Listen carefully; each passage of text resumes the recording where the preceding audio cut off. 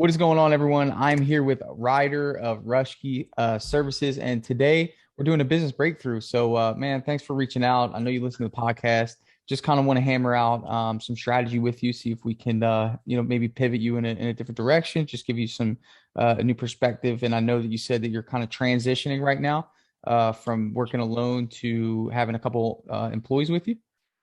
Yep, that's right. Cool. Have you hired anyone yet, or are you in the process of trying to figure all that stuff out? I've got three guys that are kind of part time, pretty much. Okay. Three guys part time. Is that just because you don't have enough work for them to keep them busy for a whole week, or do they have other jobs? They have other jobs. Okay, gotcha. Okay. So what does that look like in terms of kind of just like and just kind of just making sure that we're crossing all the T's and dotting the I's, man. What does that look for in terms of like, do you have a payroll company helping you out with this, or is this something you're kind of just, paying right, writing the check right away, just kind of get your feet under you? What does that look like? I actually went through and set up Gusto, and that's been great. They Awesome, take man. care of everything. So Pretty easy, right? yeah, yeah, Cool, dude. Cool. So did you hear about that on my podcast? I did. Cool. All right, good, man. That's awesome. So I'm glad you're using Gusto, and it's pretty easy, like you said, getting them up and going.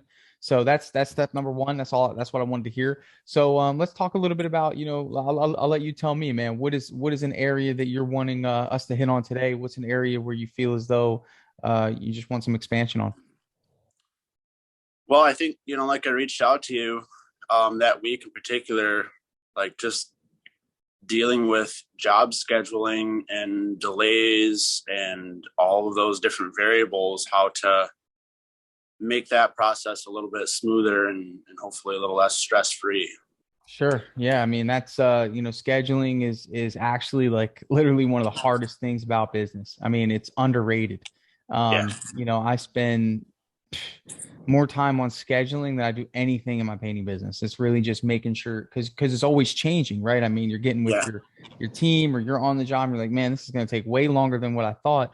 The problem is like the communication, the customers waiting, and now we got paint shortages, and it's get kind of crazy. Let's talk about what it is that you actually do. So tell me about like what are the type of services that you offer? So right now I'm interior and exterior. Exterior is not really a thing right now because I'm in Michigan, but Okay. interior, exterior painting and epoxy floors. You're doing epoxy floors. Okay. So what issues are you running into in terms of scheduling? Like, is it because jobs are taking too long? Is it because, you know, tell me what the main issue is.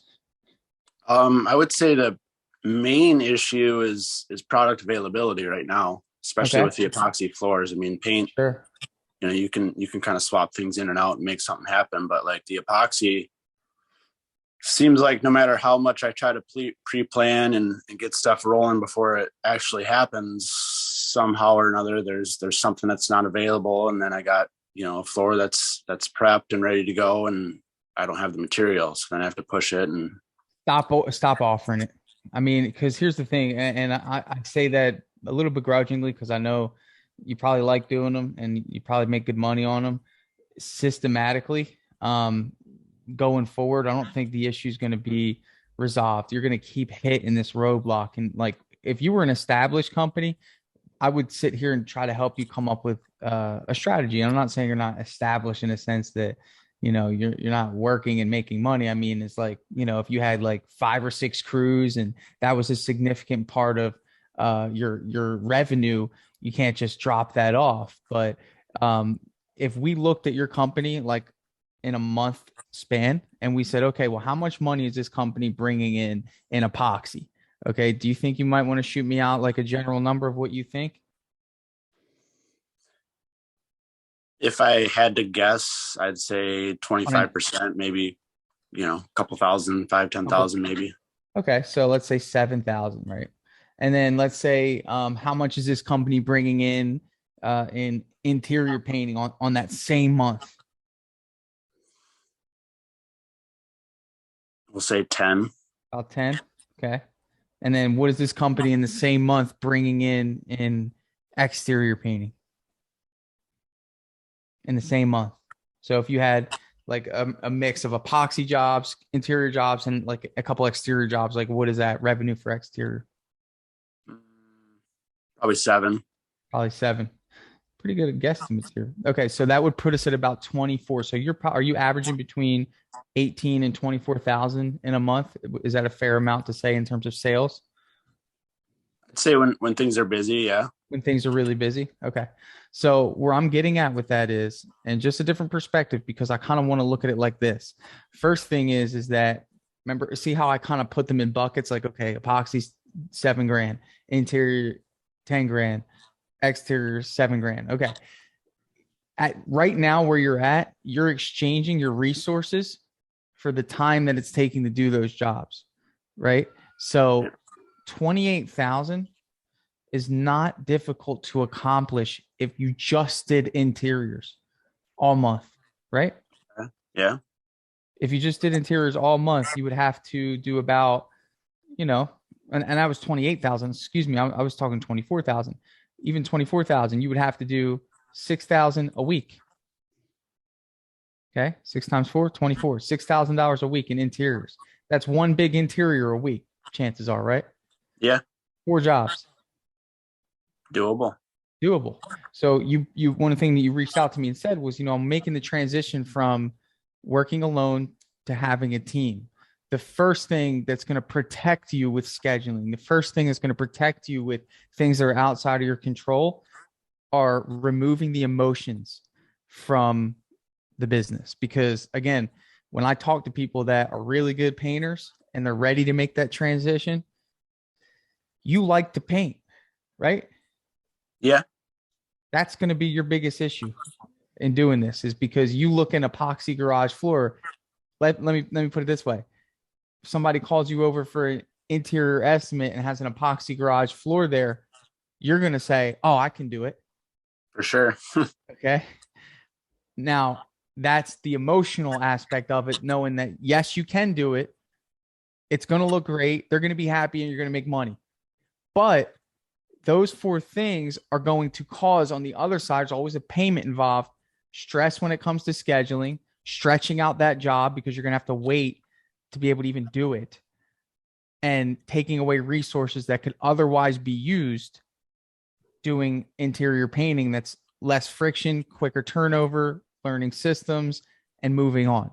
Because in other words, like I'm trying to help you understand, is that you might take that $3,000 epoxy job, but again, those resources that you would be using to do it, and I know that it's you right now, but eventually it'll be people that you put on the job to do it, could otherwise be doing interior painting. That's all I'm saying. Yeah. And if you become a specialist at interior painting next winter, you don't have to worry about figuring out how to navigate winter, because all you do is interior painting anyway. Right. And you only market for interior painting. So I kind of want to get that out of the way. Again, I don't know how you feel about that, but if I were in your shoes right now, we wouldn't even be offering epoxy anymore. There's no reason to, because you can hit the same number with the same resources and the same amount of time without doing it. That's kind of like Starbucks. I use this analogy a lot. It's like if Starbucks also offered steak, they would sell some, because just the amount of volume that comes through their door. And they'll probably make some money, but what is that doing? Their resources that are really good at making coffee are going to have to stop what they're doing and go make steak. And then what happens? The customers who are waiting for coffee are going to have to wait longer. Right. You know what I'm saying? So Yeah, the people that want to come to you for interior, exterior painting have to wait a little bit longer because you're dealing with issues with epoxy. Yeah. Is that fair to say? Yeah. Yeah. And it's hard to grow a business like that because you essentially have 3 businesses. You have, and you probably heard me say this on a podcast: epoxy, interior painting, exterior painting. There are companies, yes or no, that only do epoxy. Yes. Oh yeah, for sure. There's companies out there that only do interior painting. Yes. Yeah. Yeah. And there's companies out there that only do exterior painting. Yes. Yeah. You gotta pick one, early on. I'm not saying you can't do it later on, but if you want to scale, again, these are things that I use as principles, but it actually is true. And it's going to keep you less stressed, because right now it's probably stressful enough as it is to even think of yourself not actually painting, and actually running the business side and doing the sales and figuring out the marketing jungle and all those things. What do you think? What do you think about that advice?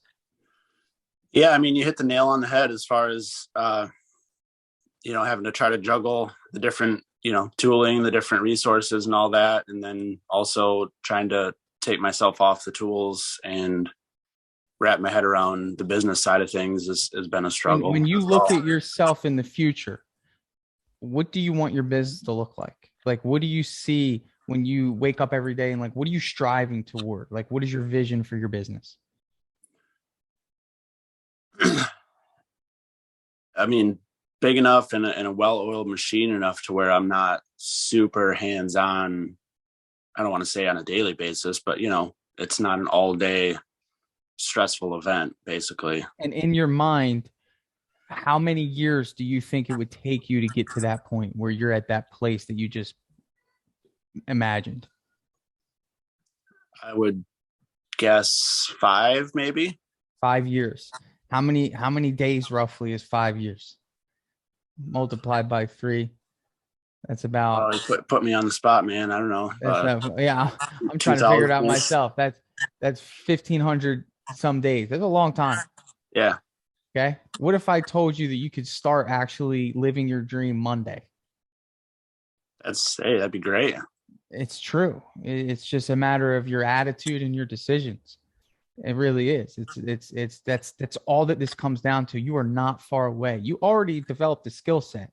A great mechanic, which you are in terms of your technical ability, is a great project manager, like the best, and a great trainer and a teacher, right? You're like a sage, I mean, like, these things, but what's awesome about that is that you can really take somebody off the street and turn them into a really great asset to your company a lot quicker than I can. Because again, I still got to Google things, dude. I still have to YouTube how to do this and how to do that. You ever hear Nick Slavic? I've heard the name. Yeah. Yeah. So he's really skilled I think at first he was really skilled with the technical aspect, and then he learned the business. And I think people who do that turn out to be much more successful than guys like me, in terms of proprietary, like, production. Yes, there's guys like me, like sales, marketing. I'm a little bit of a hybrid because I do have employees and I do like to train them. But again, they're not going to be as trained as well as somebody who's been doing it for as long as you have and who's seen everything, done everything, can fix almost anything. I still have to find people to fix issues when they come. So, in other words, you have a strategic advantage here. But what I was saying is, in terms of Monday, let me ask you, do you have a job Monday? Yeah, I do actually. Okay. And what type of job is it? Interior painting. What's the scope? Walls, ceilings, trim, and a couple rooms. Now, if we didn't talk today, what would be walk me through your Monday? What would your Monday look like if we didn't talk? Well, I got one of my guys is going to be going down to start on that job. And then I have another guy that's kind of finishing up one of my floor jobs Monday. Okay. What would you be doing? I'm actually going to be out of town for another job. Okay. So you have another job going on that you took, and you have one job going on here. So it sounds like you're stretched pretty thin. Yeah. Sounds like you're stretched. Why the separation? How did that happen? Over promising or needing to meet a deadline? What's going on there? I would say probably over promising. Over promising? Like, do you feel like the person who's coming in, this is kind of worrisome to me, because you told me that the 3 people that you have with you are part-time and you have a full house to paint. I'm not talking about your job, and I'm not talking about the epoxy job. So you're essentially sending one part-timer to this house to do this big scope, right? Yeah. Okay. Are the customers home? No. It's an empty house? Yeah.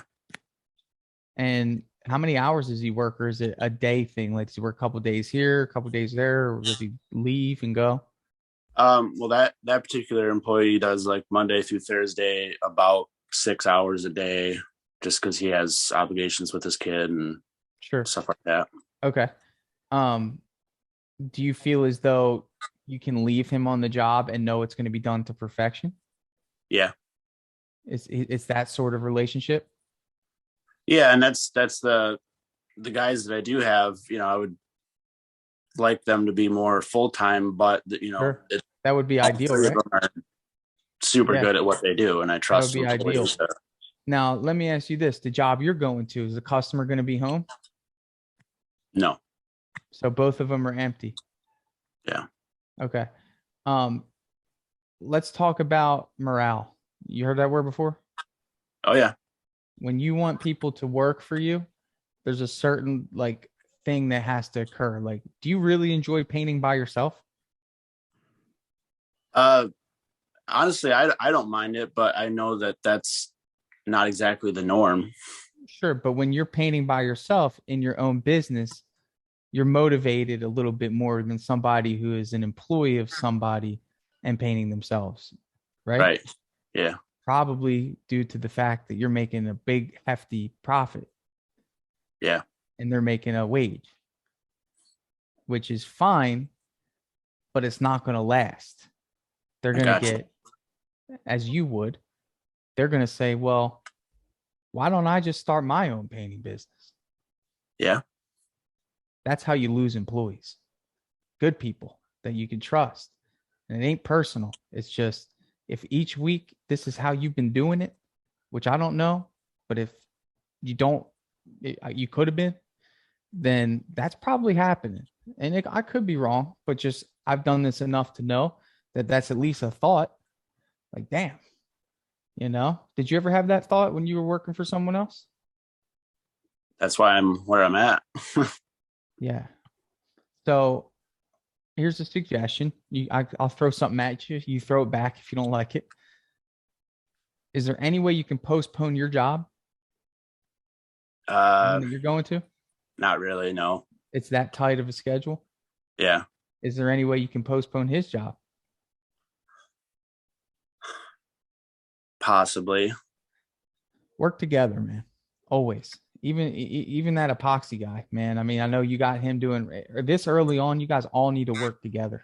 I've seen it a lot where people spread too thin because the reality is, if three of you guys are working on that interior that you have, 3 days, right? If it's a full interior, Yeah. rather than you by yourself, what, 5? Yeah. And you're burnt, Right. you know? That's you have a burnout week ahead of you.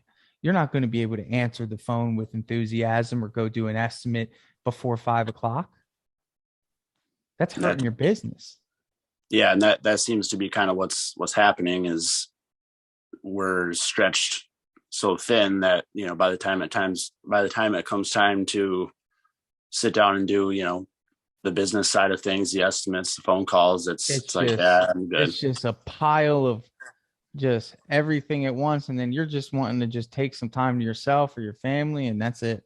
And then it Yeah. just gets delayed a day, and then new things come in that gets delayed, and then it just never stops. And then people think of you as a bad business owner, not saying you are, but you're not answering their call or getting back to them or communicating, and you know that money's just leaving.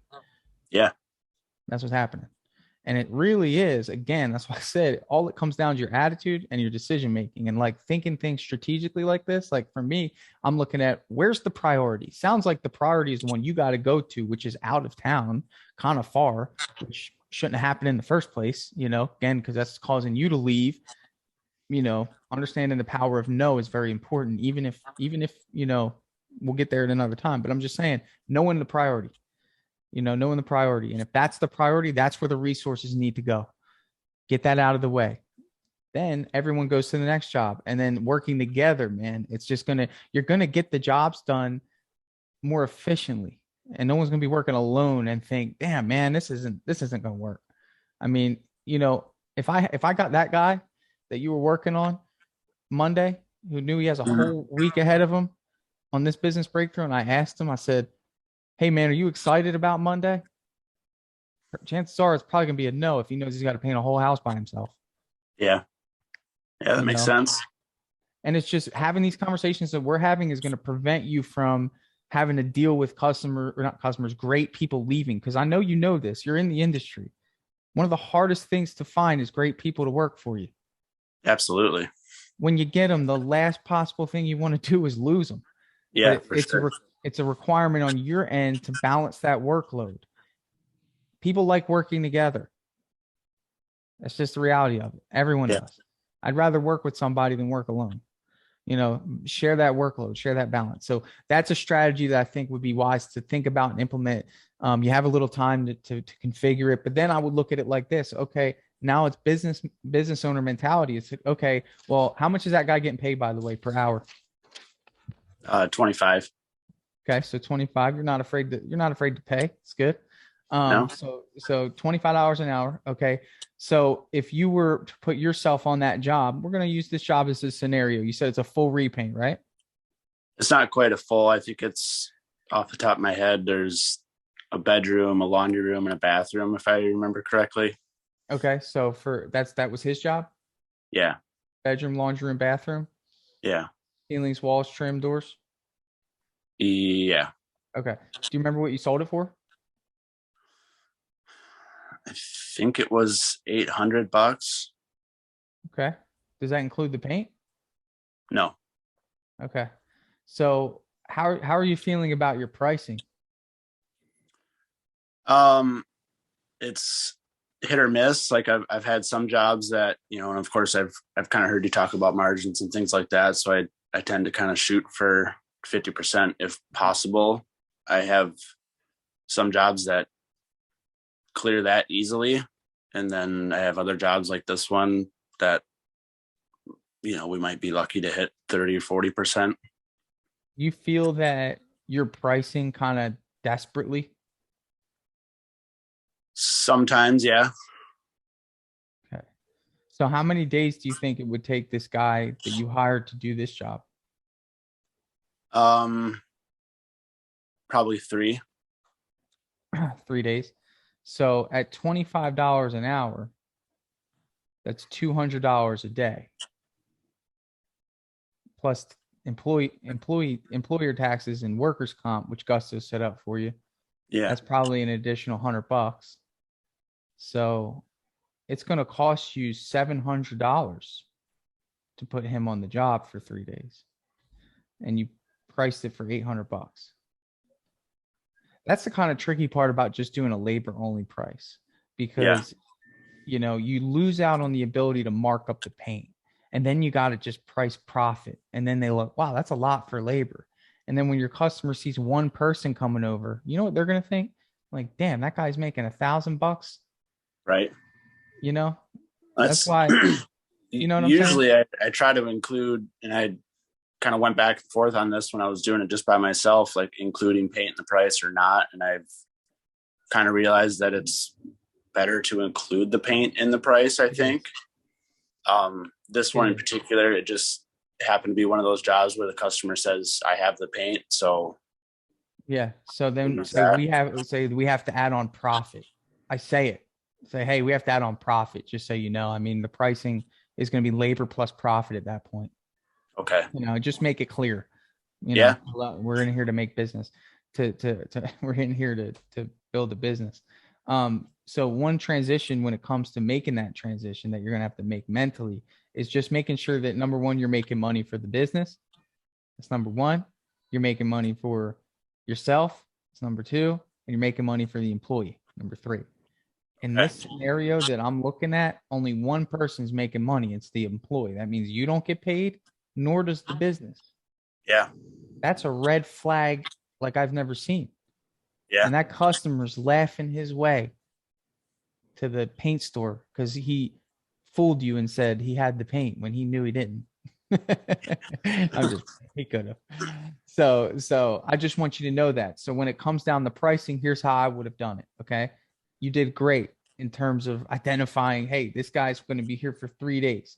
He's going to cost $700. Perfect. Okay. So that obviously right there is your business's cost for that employee. Now, you right now, even though you're the business owner, you're also the project manager. Okay. So we're not really wanting you to make essentially a profit in that regard. Essentially, we would assign you an hourly wage, which I think should be similar to what this person gets. Again, you're just assuming a role, which means, guess what, man? If you're overseeing this project, do you feel as though you're worth $200 a day? Yeah, I mean, Probably, right? So price should have been, including your wage for those 3 days to oversee the project and make sure it was perfect, $1,400. Now, and we're just doing labor, we're just doing straight labor. Now, what does that leave the business? Okay, because again, if you hired a project manager to come on that job alongside him, right? Mm-hmm. That would mean that the project manager's getting paid, the employee's getting paid, and the business isn't making anything at $1,400. Yeah. Okay. Business needs to make something. So from there, that's where we decide how much profit we want to make. Now, in this capacity, with profit just being your money, really, you don't got to go crazy on the labor cost. I think a $500 profit on the labor would be fair. So $1,900 would have been a much better price for this project. Okay. You know, in my opinion, because, and you, I think you deserve every bit of that in terms of the scope and the quality of what you're going to do. You're doing ceilings, walls, trim, and doors, right? Yeah. I would have been $1,900 all day. Now here's what's cool about the paint. Many homeowners, number one, they don't know how much paint it's going to be. They don't war game it. They're not general contractors. Okay. And it just lessens the blow, because here's the reality. Instead of saying, okay, I'm going to charge you $1,900 in labor, you're going to say, okay, well, here's how we're going to do it. Okay. So, all right. So our labor cost is going to be $1,400. This is you calculating it. I'm going to need about $350 in paint. Okay. So that's $1,750. Multiply that by 2, sir. Okay. That's going to be $2,500. Now, see, that's a business coming in and pricing it. If I were to quote that job, it would have been $2,500, 100%. I would have looked at my labor cost on it. And we would have got it done a little bit quicker, but I'm bringing 4 painters to the job. So I might have been able to get that done in 2 days or 1 day. And I'm able to say, okay, don't worry about it. We'll get the paint. And I know he said that he was going to buy the paint, and I get that. I'm just telling you in the future. Now we're packing in the profit, we're packing in the wage, and we're packing in the salary for you all in one shot every time. And if you do that every time, dude, you're going to be seeing money that you haven't seen before. Yeah. And you're going to be working a lot less for it. I mean, now that I told you that you're only making $100 on this guy's job Monday, does that kind of like upset you a little bit? Well, yeah, that's pretty disappointing. Yeah. But it's a learning experience, you know. Now you know, like, hey, but this is where I talk about, and I'm real big into salesmanship. When you went to go do that estimate, can you walk me through that? Like, was it a text message you sent the guy, or did you actually go there? Like, what did that look like? So I can maybe pinpoint a few things. I went there and looked at it. And how did you present him the price? I always do like follow-ups after the fact. Like, I'll go to the job and look at it, you know, take measurements if I need to, take pictures, kind of discuss what their expectations are. And then after the fact, I'll send them either over email or text or however we're communicating, quote that way. Okay. So when you went to go to the estimate, do you remember why they wanted to get it painted? I do not. That's a really important thing to ask, you know, because isn't it different if somebody has the why reason of they want to move rather than they're having a baby and they want to paint their nursery? Yeah, for sure. Big difference in experience, right? Yeah. When it comes to painting the nursery, maybe a follow-up question to that is, have you decided on, well, first, is it a boy or a girl? Yeah, you right. might say, oh, it's a boy. Okay. Have you thought of any colors? You have any shades? They might say, well, we want maybe like a green or a blue. Oh, there's this really great green color. Let me show you. And you pull up your phone and you say, it's called like green onyx. And actually it's really popular in nurseries. It's like a pastel color. I'm going to be by here later tomorrow. Would you like me to bring you a sample? Right. Yeah. Rather than, yeah, we're just getting ready to move. Oh, you're getting ready to move? Hey, have you guys found a place to move yet? Or are you just putting it up for sale, feeling out your options? Oh, well, we found a place to move, and we definitely want to get it up for sale quick because we don't have to pay the mortgage another month, while we're Yeah. out of here. I said, perfect. I know that time's important to you, and I have a pretty flexible customer next week. If we can make this work, I could probably get in here Monday. All that stems from is understanding the why. And then what does that allow you to do? You went from $800 to $2,000 because you have now aligned with what's most important to them. Yeah. Isn't that simple when you think about it? Yeah. When you think about it, I know I've kind of heard you talk about it before that, selling the experience to the customer is more so important than just selling the paint job, which is exactly it's something that I'm working on. Yeah, something we I'm working sell on an too. emotional product. It doesn't, when you paint a room, doesn't it make you feel different? Oh yeah, for sure. It makes you feel different, and you painted it. You're like, man, all right, I love this room now, rather than what it looked like when you first got in there. Imagine how they feel. Yeah, It's, I don't even have to live there. and when you are selling a product that directly affects someone's emotions, you have free reign to charge what you want if you're promising that emotion when they receive it. Okay. Because you know what I'm saying? Yeah. Does that make sense? Yeah. So think about that. And when you go and do these estimates, you need to be asking why, and then doing what I'm saying that you should be doing is figuring out that why, providing a solution on top of that why that aligns with what's most important to them. And you'll start seeing that people will start saying yes a lot quicker. They're going to start trusting you more, and you're going to be able to charge what you want. Okay. But that's how you build it, man. But I don't want to leave you with too much today, but hopefully getting you in the right mindset of selling. I think the first thing you need to do is get on that schedule for the next week and see if you can work together. Even everyone working together on that epoxy job, try to schedule it that way. And then you'll start to see camaraderie, morale, maybe even make someone a manager, who you really like, and say, hey man, you're going to start working with him. He's your manager. I'm here to assist. And you're going to get to that 5-year plan way faster. There's no 5 years here at all. Not even close. I like the sound of that. Yeah. I mean, you're right there. You have great people. You provide a great service. It's just a matter of you. What I tell you, the two things that are going to get you to where you want to be is your attitude about it.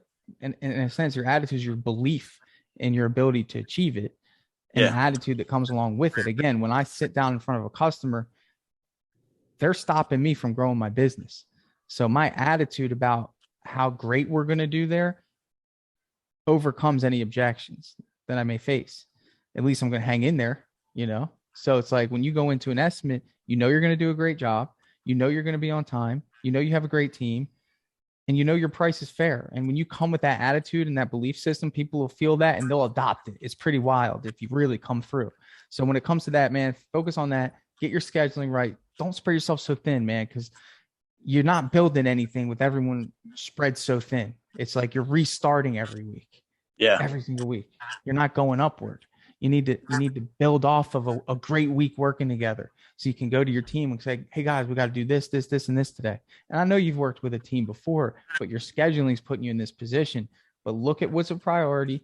Look at the job time that you have on it. With more people, you're going to get it done quicker, stack the next job, and really sit down and do all that stuff. Now, I'm going to pitch you on this. Dripjobs, I definitely think could help you. If you don't have a scheduler, it has a job scheduler. If you don't have the pipeline set up to let you know who's doing what, who's where, obviously the automatic follow-ups, there's a lot of really great features that can just make your life easy. Because again, you told me that one of the things that you said was how you're following up after and all this stuff. And we also discussed that your time is limited. One of the cool things about Dripjobs is it follows up automatically. So that's one less thing you got to worry about. So something to consider, man. Yeah, I'll definitely think about it. Yeah. Cool, man. Was this helpful for you today? Yeah, absolutely. Cool. So maybe I'll jump on with you again, and you can tell me your progress next time around. Yeah, that sounds good, man. Cool. All right, Ryder. Appreciate it, man. Thanks so much, and good luck with everything. All right, we'll talk to you later. See you.